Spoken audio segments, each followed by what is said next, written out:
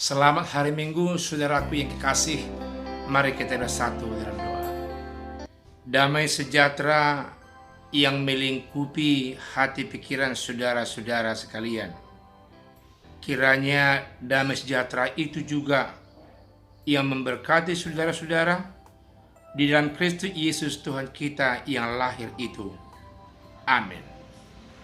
Hari ini minggu pertama setelah tahun baru yang disebut dengan Minggu Epifanias yang pertama.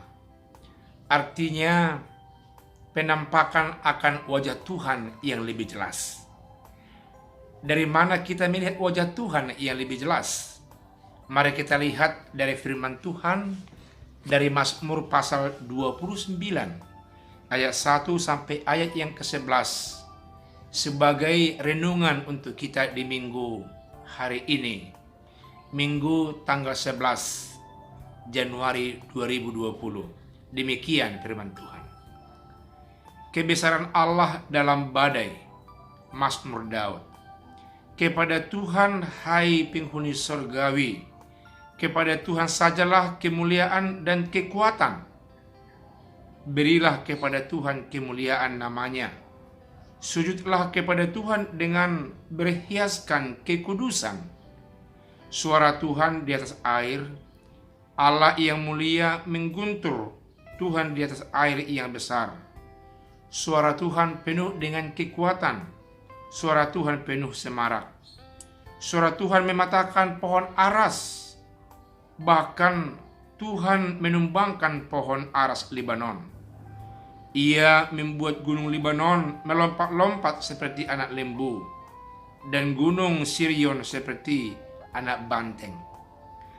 Suara Tuhan menyemburkan nyala api. Suara Tuhan membuat padang gurun gemetar.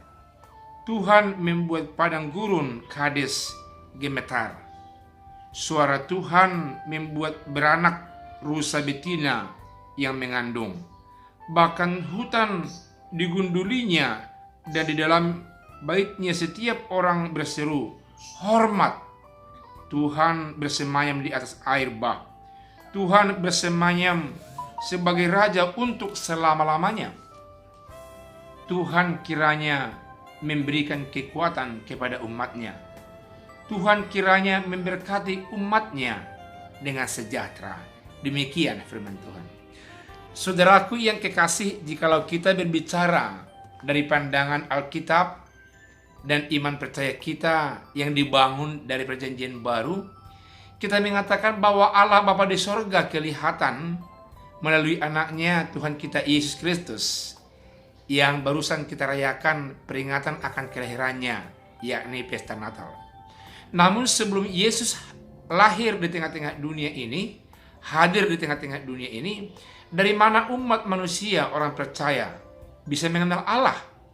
Jawabnya, pertama dari kehadiran Allah dalam bentuk yang awan. Ia memimpin umat Israel keluar dari Mesir jikalau di siang hari, dan jikalau malam hari Allah datang dalam bentuk tiang api menerangi mereka berjalan di sepanjang perjalanan mereka. Nah, berikutnya dari mana caranya mengenal Allah? Jawabnya adalah dari ciptaan Allah sendiri. Saudara yang bersentuhan dengan firman Allah ini dan saya dan semua kita orang percaya, meski kita melihat wajah Allah, kuasa Allah, kekuatan Allah dari alam sekitar yang ada di tengah-tengah lingkungan kehidupan kita yang nyata pada saat ini. Tumbuh-tumbuhan, hewan, sesama umat manusia, tentunya kita akan berpikir dari mana gerangan ini semua hadir dan datang. Dan jawabannya adalah dari Allah pencipta langit dan bumi. Karena itu kita melihat dalam perikop Alkitab yang terjemahkan oleh Lembaga Alkitab Indonesia, di atas perikop dari teks yang kita baca tadi, kebesaran Allah dalam badai. Apa maksudnya pengertian kata badai di sini? Pengertian kata badai mau memberikan penjelasan bahwasanya ada bahaya di sekitar umat manusia. Bahaya alam, gunung meletus. Bahaya badai, terjadi tsunami, ombak di lautan begitu mengancam mengancam dalam kehidupan manusia. Banjir di mana-mana yang awal tahun ini kita lihat di banyak tempat di negara atau di dunia ini yang mengancam kehidupan manusia. Demikian juga dengan yang lain-lain. Kalau kita melihat perjalanan sering putus oleh karena jalan putus. Karena apa? Terjadi longsor tanah di tengah-tengah berbagai daerah, di tempat kita, di tempat lain di dunia ini. Semua ini meski menggerakkan hati, pikiran, bahkan iman percaya kita bahwa ada penguasa yang sungguh-sungguh melewati prediksi perkiraan umat manusia, yakni Dia penyebab adanya seluruh jagat raya dan isinya yang ada di tengah-tengah dunia kita gini, yakni Allah Bapa di sorga. Dikatakan oleh firman Tuhan dalam ayat 1 sampai ayat 2 bahwa kita meski harus sujud bersyukur menyembah kepada Allah dalam kekudusan. Karena itu bangunlah kekudusan kemana saja saudara pergi, supaya lewat saudara orang lain bisa mengenal Allah. Allah menjadi epifani bagi orang lain ketika orang lain melihat wajah Allah, mendengar suara Allah, melihat kelembutan, merasakan kelembutan hati, pikiran, dan gaya hidup saudara. Orang melihat seolah-olah ada Allah dalam kehidupan saudara dan kehidupan saya. Demikian juga kalau kita melihat dalam ayat 3 sampai ayat ke-8, diperlihatkan bahwasanya bahaya itu atau badai itu bersumber dari gejala alam, seperti yang kita katakan terdahulu tadi.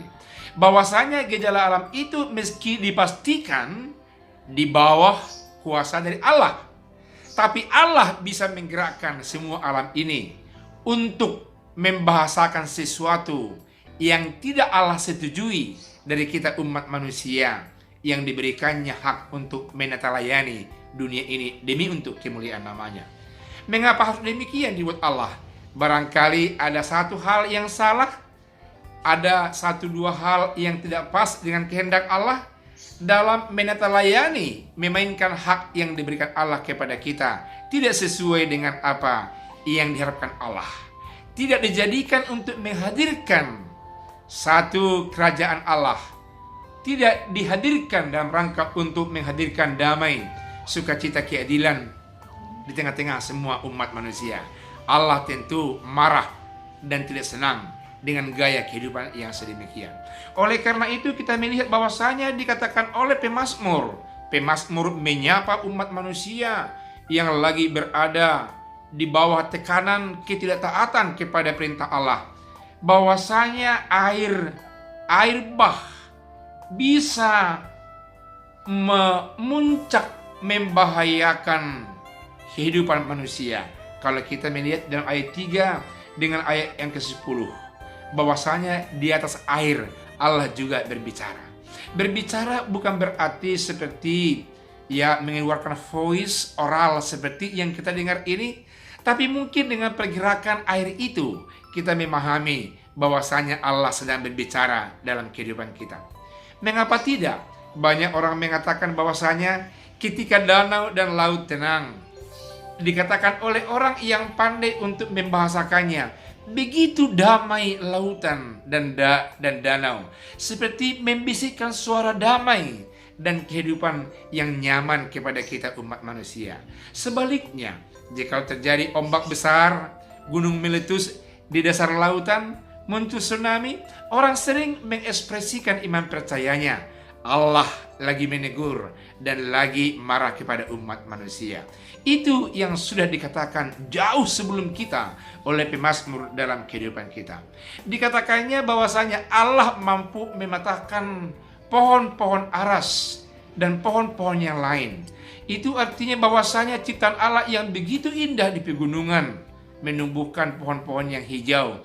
Tapi jikalau umat manusia menyalahi tatanan itu, Allah bisa marah lewat pohon-pohon itu. Dikatakan oleh pemazmur, gunung-gunung bisa beranjak. Saya mendengarkan kesaksian saudara saya, seorang dokter yang datang dari Bengkulu, yang kita tahu di sana sering terjadi yang namanya gunung-gunung yang seperti goyang dan tanah seperti goyang karena terjadi gempa bumi seperti itu. Dan dia mengatakan ketika gempa bumi hadir di sana, sering sekali mobil itu seperti melompat-melompat karena tanah tempat mobil berdiam digoncang oleh dunia bumi yang sedang gempa. Itu artinya Allah lagi berbicara lewat gempa yang menggoncang sekalipun bukit yang besar, apalagi bumi yang datar dengan lain-lain. Karena itu saudaraku yang kekasih, kita perlu berefleksi manakala dari kehidupan kita ada salah menata kehidupan, salah menata ciptaan Allah demi untuk kemuliaan namanya. Dan berikut dikatakan firman Tuhan bahwa Allah berbicara lewat gunung-gunung ciptaannya. Dan yang terakhir, bagian terakhir dalam ayat yang ke-9 sampai yang ke-11, khusus ayat 9 dan ayat 11 dikatakan bahwa Allah itu adalah Raja yang kekal selama-lamanya, yang menjamin kehidupan kesejahteraan umat manusia jikalau umat manusia setia mengikuti Allah, setia untuk perintah Allah, secara khusus menata alam demi untuk kemuliaan Allah Bapa di sorga, dan demi untuk membangun damai sejahtera di tengah-tengah dunia ini. Saudaraku yang kekasih, hadirnya Yesus Kristus sebagai Raja yang menata kehidupan saudara-saudara, menata kehidupan kita dalam konteks berbagai tempat, dalam berbagai konteks waktu, dalam berbagai konteks situasi, karena Dia adalah Allah Tuhan Raja yang ideal untuk kita umat percaya. Firman Tuhan ini pada minggu hari ini memberkati saudaraku yang kekasih, melihat dan terdorong mengatakan dalam iman percayanya bahwa aku mampu melihat Allah dari ciptaannya, bahwa aku mampu mendengar suara Allah dari gejala alam yang muncul di sekitarku, sehingga kita harus bisa tanggap dengan segala sesuatu perubahan yang terjadi dalam kehidupan kita. Biarlah firman Tuhan yang sederhana ini memberkati bapak-bapak, ibu-ibu yang bersentuhan dengan firman Tuhan ini. Tuhan Yesus memberkati. Amin. Selamat hari Minggu. Mari kita bersatu dalam doa. Terima kasih atas sabda Tuhan yang mengingatkan kami bahwa Tuhan adalah Raja, penguasa jagat raya, dan lewat ciptaan-Mu pun Tuhan kami harus mampu untuk mengetahui kehendak Tuhan dan teguran Tuhan.